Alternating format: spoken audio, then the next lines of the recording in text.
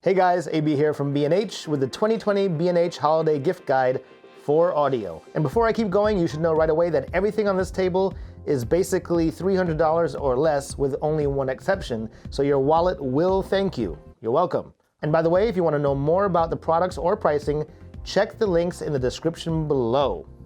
All right, let's go. Kicking off our list is the Zoom PodTrack P4, a portable podcast recorder that features 4 XLR mic inputs, the ability to take 2 simultaneous remote phone calls via TRRS, Bluetooth, or USB connections, 4 sound pads for introducing backing music, sound effects, or other types of audio, 4 independent headphone outputs so each person can have a customized mix, plus a built-in limiter, low-cut filter, and mix minus functionality, keeping your phone call integration echo-free. The P4 gives you about 4 hours of operating time using standard AA alkaline batteries, but if you connect the optional AC adapter or an external battery pack via USB, you will then have extended recording time. Whether you're doing a solo show or you're producing a multi-person podcast, the P4 is definitely a powerful, feature-packed podcast solution in a small, convenient package.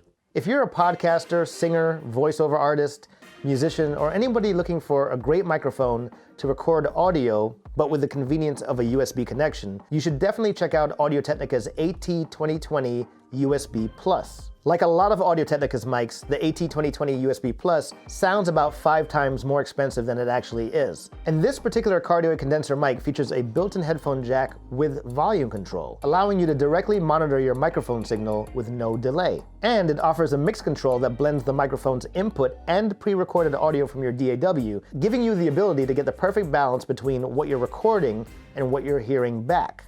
The internal headphone amplifier has a high output that delivers clear sound with enough headroom to create ample volume. And of course, the USB form factor makes it compatible with Mac and Windows computers. FYI, this is the limited edition chrome finish, but the mic also comes in standard black. Now we're going to look at 2 items that are the least expensive on the list, but are probably the most fun. Teenage Engineering teamed up with video game creator Capcom to produce 2 new pocket operators, the PO-133 Street Fighter and the PO-128 Mega Man.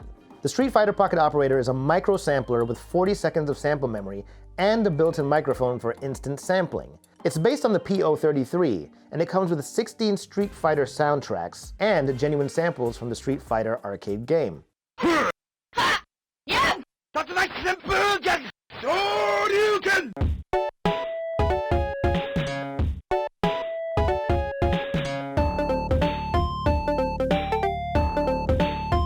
The Mega Man pocket operator is a live synthesizer and sequencer with parameter locks, glide control, and punch-in effects, and it's based on the PO-28 pocket operator. It comes with 16 Mega Man soundtracks based on the original arcade game.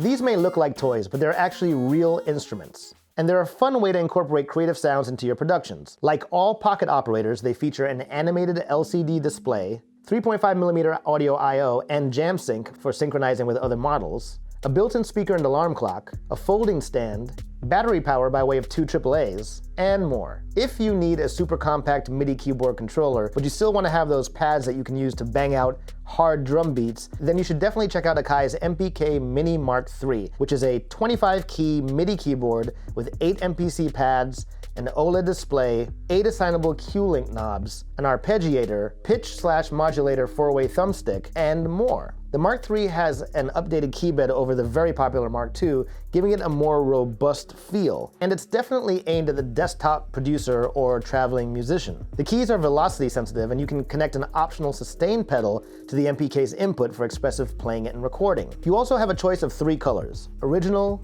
black, and this white color. So if matching your gear to your studio's design is important to you, you definitely have some options here. Next up is the Universal Audio Apollo Solo, which is a USB 2x4 desktop audio interface with real-time UAD processing for Mac and Windows. If you're looking for a compact desktop audio interface that gives you all the tools you would need to record professional audio, this little guy can do it. With the Solo, you get 2 combination XLR 1/4-inch connections for mic line sources, as well as a 1/4-inch input specifically tailored for electric guitars and basses. The XLR inputs are unison preamps, which means that you can apply Universal Audio's highly respected hardware emulations in real time to your audio while recording, with no detectable latency. In fact, the Solo includes studio compressors, reverbs, EQs, guitar amp emulations, and more as part of the Real-Time Analog Classics bundle. So if you want a Neve, SSL, or even an API on your voice or your guitar while tracking, no problem.